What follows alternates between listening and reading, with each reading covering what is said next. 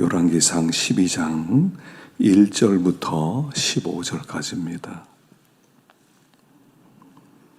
우리 한 목소리로 함께 봉독하겠습니다. 르호보암이 세겜으로 갔으니 이는 온 이스라엘이 그를 왕으로 삼고자 하여 세겜에 이르렀음이더라. 느바세 아들 여로보암이 전에 솔로몬 왕의 얼굴을 피하여 애굽으로 도망하여 있었더니 이제 그 소문을 듣고 여전히 애굽에 있는 중에 무리가 사람을 보내 그를 불렀더라. 여로보암과 이스라엘의 온 회중이 와서 르호보암에게 말하여 이르되 왕의 아버지가 우리의 멍에를 무겁게 하였으나 왕은 이제 왕의 아버지가 우리에게 시킨 고욕과 매운 무거운 멍에를 가볍게 하소서. 그리하시면 우리가 왕을 섬기겠나이다. 르호보암이 대답하여 갔다가 3일 후에 다시 내게로 오라 하매 백성이 가니라. 르호보암 왕이 그의 아버지 솔로몬의 생전에 그 앞에 모셨던 노인들과 의논하여 이르되 너희는 어떻게 충고하여 이 백성에게 대답하게 하겠느냐. 대답하여 이르되 왕이 만일 오늘 이 백성을 섬기는 자가 되어 그들을 섬기고 좋은 말로 대답하여 이르시면 그들이 영원히 왕의 종이 되리이다 하나 왕의 노인들이 자문한 것을 버리고 자기 앞에 모셔있는 자기와 함께 자라난 어린 사람들과 의논하여 이르되 너희는 어떻게 자문하여 이 백성에게 대답하여 하겠느냐. 백성이 내게 말하기를 왕의 아버지가 우리에게 매운 멍에를 가볍게 하라 하였느니라.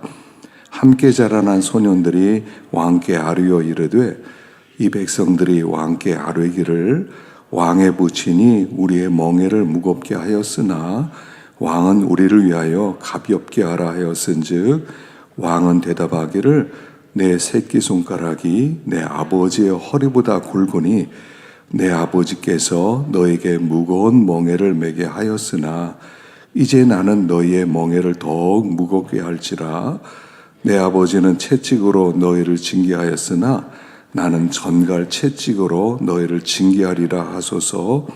3일 만에 여로보암과 모든 백성이 르호보암에게 나왔으니 이는 왕이 명령하여 이르기를 3일 만에 내게로 다시 오라 하였음이라. 왕의 포악한 말로 백성에게 대답할세 노인의 자문을 버리고 어린 사람들의 자문을 따라 그들에게 말하여 이르되 내 아버지는 너희의 멍에를 무겁게 하였으나 나는 너희의 멍에를 더욱 무겁게 할지라. 내 아버지는 채찍으로 너희를 징계하였으나 나는 전갈 채찍으로 너희를 징치하리라 하니라. 왕이 같이 백성의 말을 듣지 아니하였으니 일은 여호와께로 말미암아 난 것이라. 여호와께서 전에 실로 사람 아히야로 느바세 아들 여로보암에게 하신 말씀을 이루게 하심이었더라. 아멘. 할렐루야. 기도 많이 해주셔서요. 회복이 좀 빨리 이렇게 되고 있습니다. 너무 감사드리고 참 한 달 동안 집에서 혼자 있으면서 이렇게 혼자 예배드리고 혼자 찬송 부르고 혼자 이렇게 맥체인하고 성경 읽고 참 그것도 좋더라고요. 찬송을 부르는데 너무 좋은 찬송이 많아가지고 수요일날 찬송은 내가 인도해야 되겠다 이런 마음이 들어서 제가 부르면서 정말 은혜스러웠던 거 한 번 부르고 또 좋아서 2번 부르고 3번 부르고 그렇게 이제 불렀던 찬송들을 앞으로 좀 계속 함께 하나님께 찬송으로 영광 돌리면 좋겠다 하는 그런 생각을 갖게 되었습니다. 그래서 찬송이 이렇게 좋은지 또 다시 한번 발견할 수 있는 그런 시간들이었고요. 또 이제 맥신 할 때도요. 설교를 위한 맥신 할 때는 막 뭔가 쫓겼는데 이렇게 쫓기지 않고 이렇게 성경을 보니까 더 깊이 볼 수 있어서 좋았고요. 더 은혜가 되더라고요. 또 보이지 않았던 부분들도 또 보이고 그래서 나름대로 혼자 그런 은혜 시간을 보냈습니다. 뒤에서 여러분들이 기도해 주시고 다 그렇게 또 염려해 주셔서 정말 감사드리고요. 제가 뭐라고 여러분들께 이렇게 강단을 지키지 못한 것에 대해서 죄송한 말씀을 다 드릴 수가 없습니다. 하여간 더 열심히 기도해 주셨기 때문에 제가 더 열심히 더 말씀도 증거하고 더 열심히 목회에 힘을 쓰도록 하겠습니다. 오늘 여기 본문에 보면 이제 나라가 둘로 나뉘어지는 그런 말씀이 나와 있지요. 솔로몬 왕이 죽었습니다. 그리고 이제 그 아들 르호보암이 그 아버지의 뒤를 이어서 이제 왕이 되었습니다. 자, 그런데 여기 본문에 이제 세겜 땅으로 가서 그를 왕으로 세우기 위해서 백성들과 함께 모이게 됩니다. 왜 예루살렘이 아니고 세겜 땅이냐는 거죠. 왕이 예루살렘에 왕궁이 있고 거기에 성전도 있고 거기에서 왕 즉위식을 해야 되는데 세겜으로 갔다는 겁니다. 이 세겜이라고 하는 땅은 어떤 땅이냐면 이스라엘 백성이 애굽에서 가나안 땅으로 들어갈 때 그리고 그 가나안 땅에서 세겜 땅의 그리심과 에발산 거기에 백성 둘로 나누어서 세우고 그리고 율법의 말씀을 선포했던 곳입니다. 그래서 이 말씀대로 지키면 하나님의 복을 받고 말씀을 지키지 않으면 너희들이 저주를 받을 것이다 라고 선포했던 바로 거기가 세겜이에요. 그래서 이 세겜이라고 하는 것은 이스라엘 백성들의 중요한 일이 있을 때마다 모이는 그런 곳이었습니다. 그래서 여기에서 다시 한번 하나님의 말씀을 선포하면서 우리가 이 말씀의 그 언약대로 우리들이 살겠습니다 하는, 다시 말하면 이 세겜은 재헌신의 땅이었어요. 왕이 새롭게 세워질 때마다 우리들이 다시 한번 하나님 앞에 재헌신합니다. 우리는 언약 백성입니다. 우리는 말씀대로 순종하겠습니다. 그래서 그들이 언약을 갱신하고 하나님의 백성인 것을 다시 한번 확인하는 것이 세겜입니다. 그래서 이제 새로운 왕이 세워지고 백성들이 함께 모여서 이제 우리가 하나님 말씀 앞에서 바로 서겠습니다. 바로 거기에서 백성들이 르호보암에게 요구하는 것이 있습니다. 우리 당신의 아버지였던 솔로몬은 우리를 너무 억압했습니다. 그러니까 그 건축 사업을 굉장히 오랫동안 하지 않았습니까? 그러니까 백성들이 너무 힘든 시간들을 보냈던 것 같아요. 그리고 비빈을 1000명이나 두고 그리고 우상 숭배하면서 나라가 엉망이 된 이런 상태 속에서 다시 한번 르호보암 당신은 어떻게 세상을 우리를 다스리겠습니까? 우리를 좀 편안하게 해주십시오라고 요구하는 거예요. 그래서 이 르호보암이 알았다. 내가 생각해 보겠다. 3일 동안 생각하고 다시 오라. 이런 말씀을 하죠. 이렇게 말을 합니다. 그리고 나서 솔로몬 왕과 함께 있었던 노인들에게 통치 원리를 물어보는 거예요. 내가 앞으로 어떻게 이 백성을 다스리면 좋겠느냐. 그러니까 노인들은 솔로몬 왕은 너무 강압 정치를 하고 또 세금을 많이 걷어들이고 고난을 줬는데 당신은 좋은 말로 그들을 잘 섬기겠다고 답하십시오. 그러면 나라가 편안해질 것입니다. 그렇게 충언을 해줍니다. 그런데 함께 자랐던 젊은 사람들에게 또 물어봅니다. 너희들은 뭐라고 대답했으면 좋겠느냐? 그러니까 초장에 잡아야 됩니다. 이 백성들은 아주 힘으로 밀어붙여야 됩니다. 내 새끼손가락이 우리 아버지 허리보다도 두꺼우니까 난 너희들 힘으로 통치하겠다. 이러면 그들이 기가 죽어서 잘 순종할 겁니다. 이렇게 대답하라는 겁니다. 근데 르호보암이 노인들의 그 조언을 듣지 않고 젊은 사람들의 그런 치기 어린 그런 이야기를 듣고 젊은 사람들의 말처럼 얘기를 합니다. 그래서 내 손가락이 우리 아버지의 허리보다 두꺼우니까 나는 힘으로 통치하겠다. 그러니까 백성들이 실망을 하고 뿔뿔이 흩어지게 되면서 나라가 둘로 나뉘어지게 되었다 하는 것입니다. 여기에서 하나님 나라의 중요한 통치 원리가 나와요. 자, 7절을 읽어보겠습니다. 7절 읽어보겠습니다. 시작. 대답하여 이르되 왕이 만일 오늘 이 백성을 섬기는 자가 되어 그들을 섬기고 좋은 말로 대답하여 이르시면 그들이 영원히 왕의 종이 되리이다 하나. 자, 하나님 나라 백성의 통치 원리, 하나님 나라의 다스림의 원리가 나오는데 그것은 뭐냐면 섬김의 원리라는 거예요. 이 세상은 힘의 원리입니다. 힘으로 다스립니다. 힘 있는 사람이 힘으로 밀어붙이는 겁니다. 그러면 사람들이 힘이 있는 사람 앞에는 굴복하게 돼 있죠. 이건 세상 나라 통치 원리예요. 그런데 르호보암이 그 세상 나라 통치 원리로 그들에게 대답했답니다. 나는 힘이 있어, 난 군사력이 있어, 난 너희들 이렇게 통치하고 밀어붙일 거야. 자, 하나님 나라는 어떻게 세워지냐면 섬김으로 세워진다는 거예요. 하나님 나라는 힘으로 다스리는 게 아니에요. 이 세상은 힘으로 다스립니다. 힘이 없으면 다스리지 못합니다. 힘이 없으면 사람들이 무시를 합니다. 그러나 하나님 나라는 섬김으로 다스리는 나라라는 거예요. 그래서 예수님이 이 땅에 왕으로 오신 다음에 어떻게 하셨냐 하면 왕으로 오셔서 예수님은 섬기시는 거예요. 나는 섬기러 왔다. 섬김을 받으려 온 것이 아니라 섬기려 하고 내 목숨을 많은 사람의 대속물로 주려 함이다. 그렇게 말씀하셔서 자기 목숨을 우리에게 나눠 주기까지 우리를 섬겨주셨어요. 이게 무슨 모습이냐면 하나님 나라의 다스림의 원리예요. 예수님이 이 땅에 오셔서 왕으로 이 땅에 오셨는데 어떤 왕이냐면 섬기는 왕으로 오셨어요. 하나님 나라는 섬기는 나라고 섬기는 사람이 큰 사람이라는 거예요. 그래서 으뜸이 되고자 하는 자는 끝이 되라고 하셨어요. 그래서 하나님 나라 세상의 원리는 힘의 통치죠. 힘으로 누가 세냐. 지금 러시아와 우크라이나 전쟁에서 뒤에 이제 나라가 이제 이게 빨리 끝났으면 좋겠는데 나눠지고 있죠. 그래서 하나는 이제 러시아가 우리가 세냐, 아니면 우크라이나 뒤에 유럽과 미국이 도와주면서 서로 누가 세냐. 그러니까 힘의 전쟁이에요. 이 땅의 모든 것은 누가 더 세냐는 거예요. 싸움은 누가 세냐 할 때 싸움이 일어나는 거잖아요. 그래서 힘의 원리에는 결국 나오는 것은 전쟁밖에 없어요. 섬기는 자가 되면 된다는 거예요. 그래서 주님께서 섬겨라.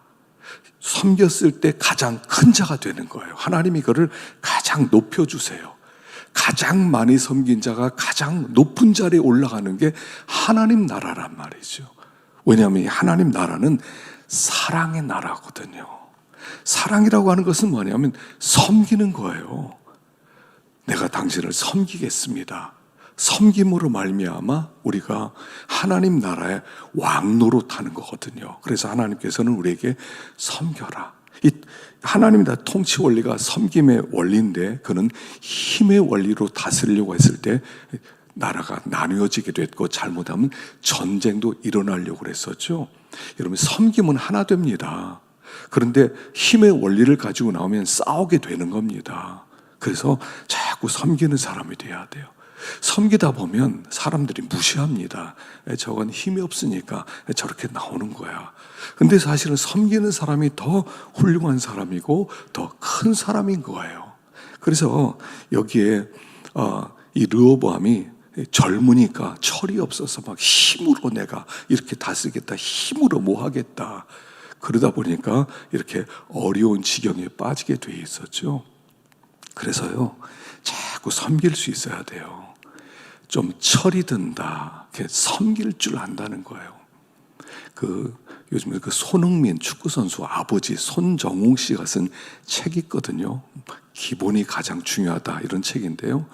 이분이 책을 참 이렇게 은혜롭게 썼더라고요. 그 아이에게 뭘 가르쳤냐면 이 섬김을 가르쳐요. 너는 실력이 있을수록 그 곡식은 익을수록 고개를 숙여야 된다. 너는 잘하고 이렇게 잘할 때 이렇게 교만해지지 마라. 항상 겸손해라. 내가 최고라고 생각하지 마라. 항상 이걸 기본을 가르쳤더라고요. 그래서 만약 축구를 하다가 공이 이렇게 골대 앞에서 그냥 툭 차기만 해도 들어갈 수 있는 지경이 있지만 선수 하나가 넘어져 있으면 그 공을 골라인 밖으로 차내고 그 선수에게 달려가라. 서로 존중해줘라. 우리는 축구가 먼저가 아니다. 사람이 먼저다. 뭐 이렇게. 여러분 그거 우리 젊은 사람들, 우리 학생들 꼭 읽어보면 좋겠어요. 그냥 지나가면서 이렇게 그 유재석이 나오는 그 뭡니까? 무슨 거기에서 기자 언더 블록인가? 거기에서 봤다가 잠깐 봤다가요. 도전이 돼서 그 사람 책을 보니까 그런 이야기가 있는데 배울 게 많아요. 낮아지라는 거예요. 고개 숙이라는 거예요. 철 들면, 나이 들면 고개를 숙이는 게 정상인데 젊었을 때 너 교만하지 마라. 그래서요, 이 손흥민이 이렇게 하는 여러 가지 팬 서비스 이런 걸 보면 참 그 영국 사람들에게도 사랑을 받는 게 항상 겸손하게 아이 하나가 저 생일이에요. 선물 주세요. 그러니까 옷을 벗어서 주기도 하고요. 누가 아프다 그러니까 사진도 찍어주고요. 여러분 낮아지는 것은 참 아름다운 거예요. 하나님 나라에 섬기는 것은 참 아름다운 거예요. 우리가 신앙의 꽃을 피운다는 것은 뭐냐면 섬기는 사람이 되는 거예요.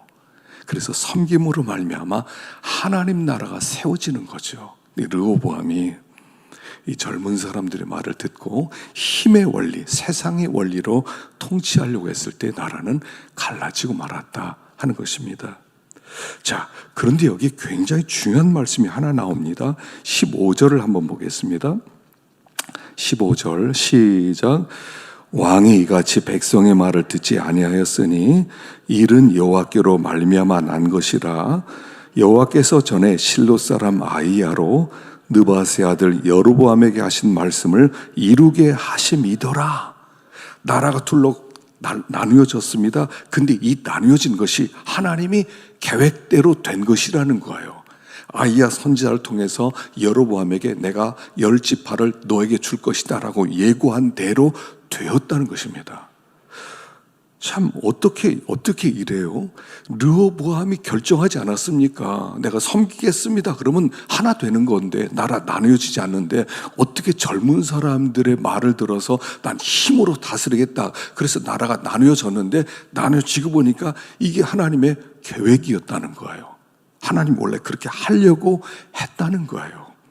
굉장히 중요한 두 가지 교훈이 있어요. 하나는 뭐냐면 솔로몬의 범죄로 말미암아 나라가 갈라졌거든요.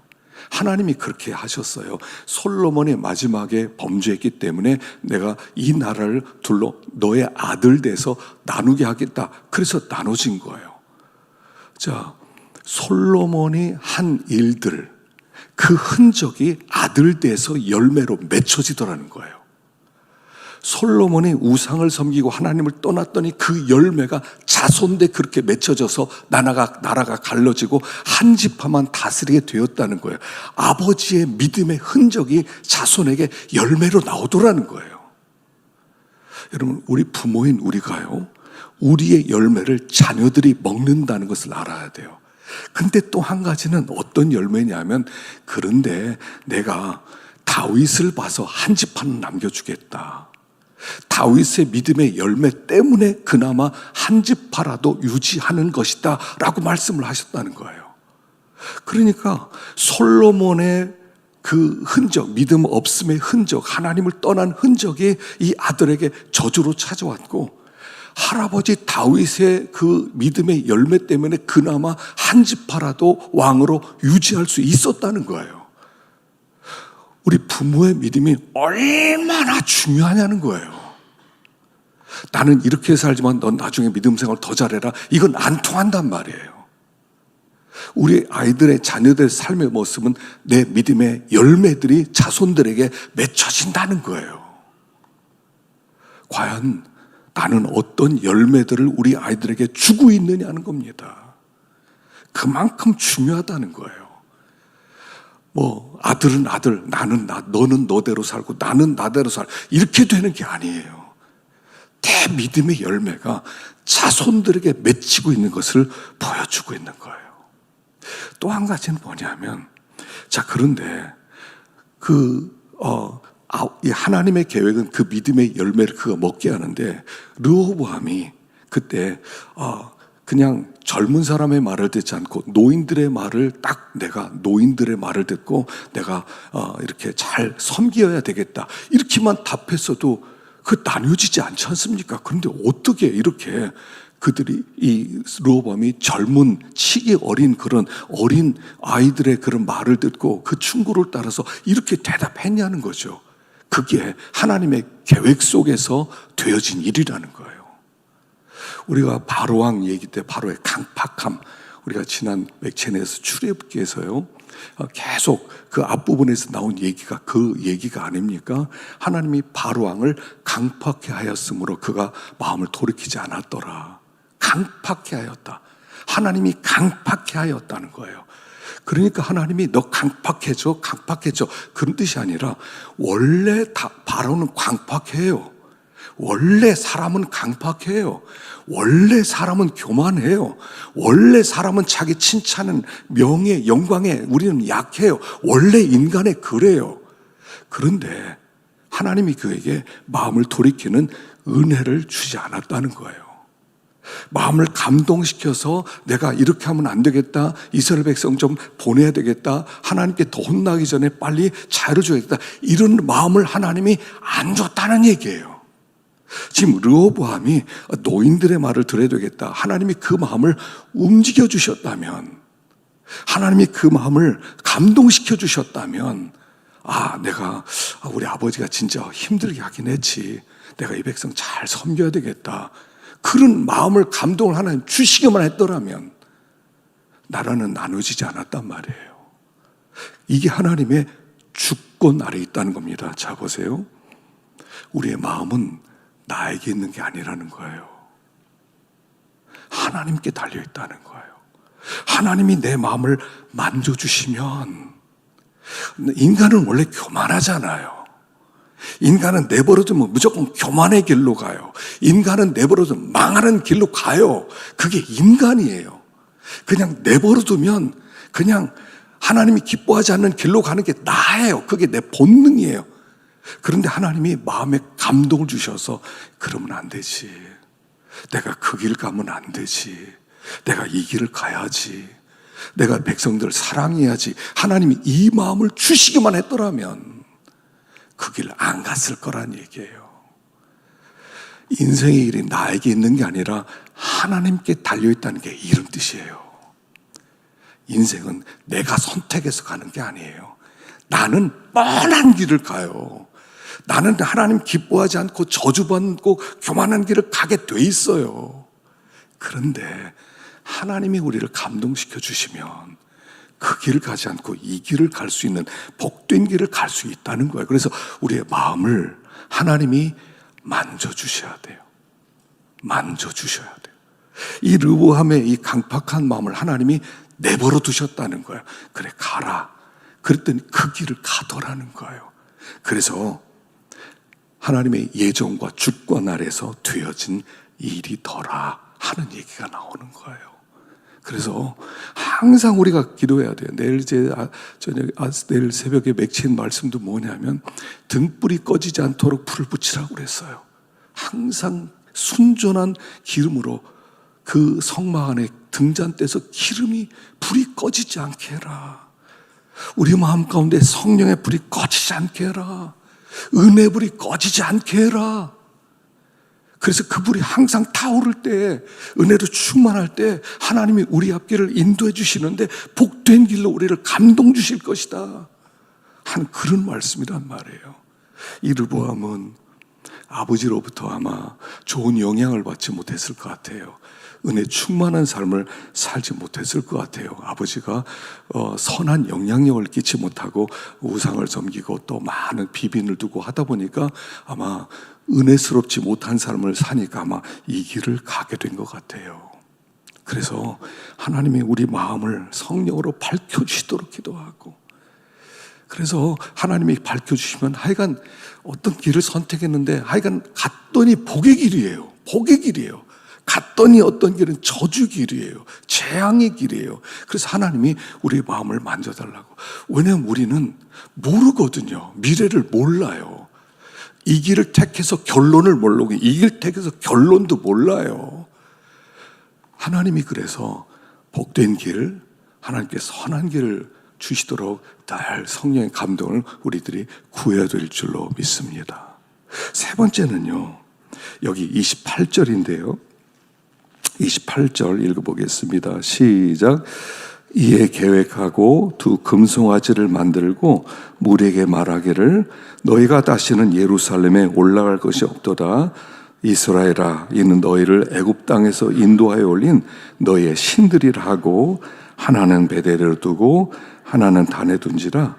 그가 또 산등들을 딛고 레위 자손 아닌 보통 사람으로 제사장을 삼고 여섯째 달 곧 그 달 15째 날로 절기를 정하여 유다의 절기와 비슷하게 제단에 올라가되 베델에서 그와 같이 행하여 그가 만든 송아지에게 제사를 드렸으며 그가 지은 산당의 제사장을 베델에서 세웠더라.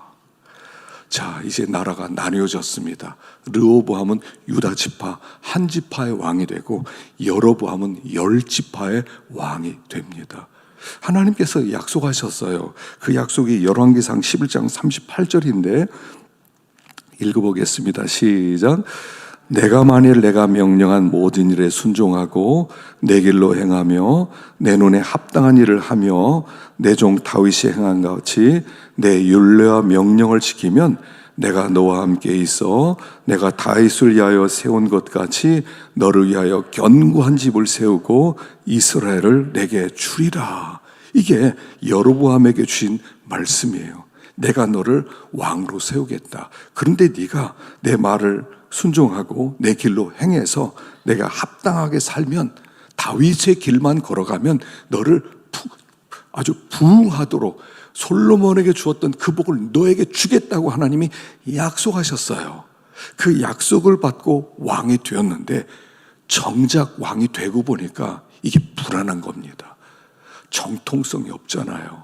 다윗의 어떤 계보를 따른 왕이 아니고 그냥 하나님이 세우긴 세웠다고 그러는데 백성들이 하루아침에 정통성 없어. 우리 다시 한번 그냥 이렇게 르호보암에게 올라갈 거야. 마음 뒤집으면 어떡합니까? 더군다나 이스라엘 백성은 1년에 3번씩 절기를 지키러 예루살렘으로 가야 돼요. 이 예루살렘은 남쪽 유다 땅에 있어요. 그러니까 수백 년 동안 내려왔으니까 우리 절기 됐네, 6월절이네, 예루살렘에 가자. 그래 백성들 가서 안 돌아오면 어떡하고 또 돌아와서 야 우리 아무래도 하나 되는 게 좋겠어. 이러면 어떡합니까? 그러니까 여로보암이 불안해지기 시작한 거예요. 하나님은 분명히 네가 말씀을 지켜서 다윗의 길로 가기만 하면 내가 너를 축복하리라 하셨는데 불안한 거예요. 사람들의 눈치를 보니까 불안한 거예요. 야, 저 사람들 좀 마음 하루아침에 돌이켜서 나를 쳐내면 어떡하지? 야, 이거 어떡하지? 하면서 꾀를 써요. 인간적 방법을 써요. 그 세 가지예요. 그 세 가지가 이제 북이스라엘의 통치 원리가 돼버려요. 첫 번째는 뭐냐 하면 여기 있는 대로 예루살렘에 올라가면 안 되니까 베델과 단에 금송아지를 세워요. 자, 여기 하나님이 계시니까 예루살렘까지 안 가도 돼. 베델이나 단, 왜 두 곳입니까? 편안하게 너희들 접근하기 좋은 곳 어디든 괜찮아. 예루살렘 얼마나 머냐, 며칠 동안 가야 되는데 갈 필요 없어. 그러니까 너희들 편한 장소에서 거기서 절기를 지키면 돼. 첫 번째. 두 번째는 제사장은 레위 지파만 세우는데 꼭 레위 지파만 제사장이 돼야 돼? 야, 불공평해. 왜 꼭 그 사람만 제사장이 돼야 돼? 모든 지파 제사장 될 수 있잖아. 그래서 아무 지파라도 제사장 되고 싶습니다. 그리고 양 한 마리 갖고 오고 소 한 마리 갖고 오면 그래, 널 제사장으로 임명하마. 그래서 아무 사람이나 제사장으로 세워놓는 거예요. 그리고 7월 15일 날 절기가 있습니다. 원래 절기가 1월달 6월절 절기, 4월달 그 오순절 절기, 맥추절 절기, 그 다음에 장막절 절기가 7월입니다. 그래서 1월 달에는 보리 추수고요. 4월 달에는 밀추수고요. 7월 달에는 과일 추수예요. 추수절기거든요. 바쁜 절기예요. 그러니까 7월 15일 날은 8월 15일로 바꾸랍니다. 편안하게 너희들 모든 여유가 생겼을 때 그때 제사를 드려도 된다. 그때 절기를 지키자. 그 절기를 바꿔요. 근데 얼마나 인간적입니까? 얼마나 사람 편리주의입니까? 너희들 편안하게 만들어주겠어. 멀리까지 가지 마. 아무나 제사장 될 수 있어. 원하는 사람 다 제사장 돼. 사람들 가운데 제사장 되고 싶은 사람이 많이 있었던 것 같아요. 레위지파만 제사장 되는 것은 좀 불공평하다고 생각했던 것 같아요. 그러니까 사람들의 마음을 다 추스려서 그 마음을 이렇게 자기에게로 돌리는 거죠.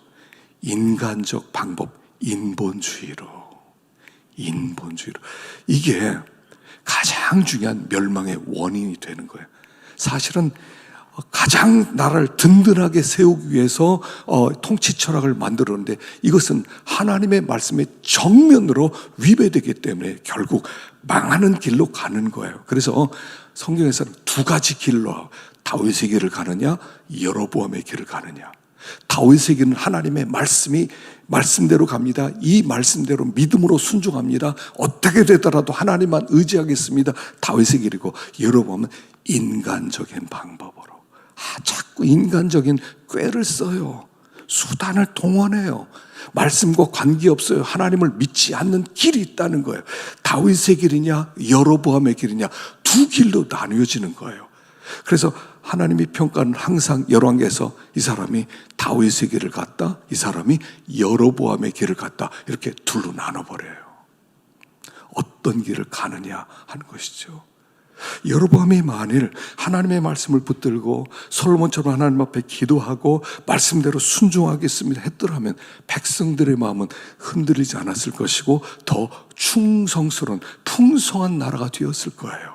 그런데 이렇게 인간적인 방법을 동원했기 때문에 북이스라엘은 더 쉽게 나중에 망하게 되는 거예요. 그래서 왕조가 바뀔 때마다 계속 살인이 일어나요. 쿠데타가 일어나요. 북이스라엘은 쿠데타가 계속 일어났어요.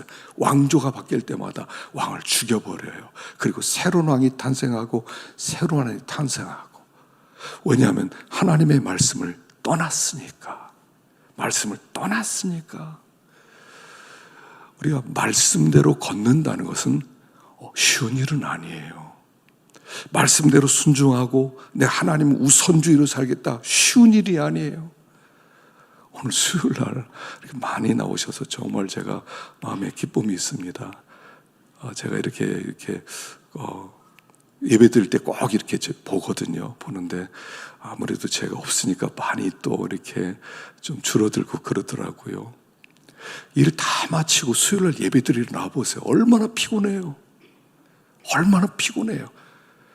그러니까 수요일 날은 예배 드리지 않지. 우리가 이렇게 생각하지 않아요. 그런데 수요일 날 내가 꼭 예배 드려야 되겠다. 그럼 힘들어요. 근데 힘든 걸 자꾸 훈련하다 보면 익숙해져야 돼요. 신앙생활한테 익숙해져야 되는 거예요. 불편하면 안 한다. 힘들면 안 한다. 어려우면 안 한다. 나중에 훈련이 안 되는 거예요. 그래서 우리가 3일 예배도 앞으로 좀 잘 참석해서 하나님 앞에 나오고 기도하고 우리 학생들이 나오니까 얼마나 좋은지 모르겠어요. 요즘 중고등부 또 이렇게 청년들이 하여간 부흥을 해서 열심히 그냥 믿음 생활 하는 거 보니까 마음이 얼마나 기쁜지 모르겠어요. 우리가 우리 자녀들에게 무엇을 물려줄 겁니까? 자녀들에게 무엇을 물려줘요? 우리가 살아가는 이 세상이 지금 얼마나 어려워집니까? 지금 출산율이 얼마나 낮아요? 0.78%예요. 0.78%. 이건 나라 전체고요. 서울은 0.5%예요. 서울에서는 결혼을 2쌍이 하면 4쌍이 하면 하나가 나온대요. 그 하나에게 미래를 책임지라고 맡긴다는 거예요. 지금 우리나라가 전 세계적으로 연구 대상이에요. 어떻게 이 나라가 이렇게까지 빨리 멸종되고 있지? 멸종이래요. 한국인 멸종. 근데 그 원인 중에 하나가 뭐냐면 아이들이 너무 힘들다는 거예요. 경쟁 사회 속에서 너무 힘들다 보니까 감히 결혼할 엄두를 못 내고, 나도 힘든데 우리 아이들까지 어떻게 고난 물려주냐, 그래서 안 한다는 거예요. 연구에서 나온 것 중에 하나가 아이들이 뭐 즐기겠다, 아이들이 뭐 편하게 살다 이거지만 앞으로 세대가 너무 어렵다는 거예요. 지금 자연 환경이 얼마나 파괴됐습니까? 보니까 북극의 얼음이요 50%가 없어졌어요. 2세기 전에 없어진대요. 이게 없어지면요 제트기류가 사라진답니다. 제트기류. 이 북극의 얼음 때문에 제트기류가 생겼는데, 얼음이 없어지면 제트기류가 없어지고요, 공기 흐름이 없어져서 이제는 한쪽은 기근이 들면 그냥 기근이고 한쪽에 홍수면 그냥 어마어마한 홍수지고, 올여름 과연 어떤 일이 나올지 모르겠어요. 기근이 있든지 홍수 있든지 만만치 않은 태풍도 울트라 태풍이래요. 이제 이런 세계로 가고 있어요. 이런 어려운 때에 우리 자손들에게 무엇을 물려줘야 돼요? 이제부터는요 함께 가난한 시대가 된다고 그러더라고요. 중국이 세계 공장이어서 물건을 싸게 전 세계에 공급했는데 경제 수준이 올라가서 $10,000가 올라가니까 거기 물건 싸지 않아서 공장들이 다 철수를 했어요. 앞으로 물건들이 비싸집니다. 스마트폰 100만 원에 살 수 있는 거 300만 원 줘야 된답니다. 그러면 300만 원 가질 수 있어요? 함께 가난해지는 시대를 만났어요. 앞으로 더 잘 살겠다? 꿈 깨세요. 더 잘 못 살아요. 완전히 세상이 다 파괴되고 있더라고요. 우리가 옷을 만드는데요, 지금 1년에 만들어진 옷이 1,000억 벌이 만들어진대요. 근데 그 중에서 버려진 옷이 350억 벌이 벌어진대요. 우리가 옷을 사서 버리면, 그리고 나서 그걸 벗기 싫으면 이렇게 3세기에 팔면 누군가 입겠지? 안 입는데요. 그거 안 입는데요. 태우든지 그걸 그 바다에 버리든지 그걸 다 오염됐어요. 먹을 것도 없어요. 기근이 많아지고요. 기근이 많아지면 따라오는 게 전쟁이 있고요. 전쟁이 있으면 그 다음에 전염병이 있고요. 이게 수순 얘기, 성경 얘기 아닙니까? 더 잘 산다고요? 이제 잘 사는 시대는 끝나가고 있는 거예요. 한 가지밖에 없어요. 믿음을 줘야 돼요. 아이들에게 믿음을 심어줘야 돼요. 아이들이 믿음으로 살 수 있도록 만들어줘야 돼요. 아이들이 교회 나와서 하나님 앞에 예배드리고 이 교회를 떠나면 안 되는 줄 알고 하나님의 말씀을 듣고 기도하기 위해서 애를 쓰는 이런 아이들이 될 때 마지막 세대에 남을 수 있는 위대한 하나님의 자녀이 되는 거예요. 우린 지금 예사롭지 않은 시대를 보내고 있습니다. 생태학자들이요 2100년 지나기 전 인류 망한다는 거예요. 그냥 망한대요. 그들은, 기후학자들은 이미 그렇게 결정했어요. 우리가 더 이상 잘 살기를 거절하고 우리가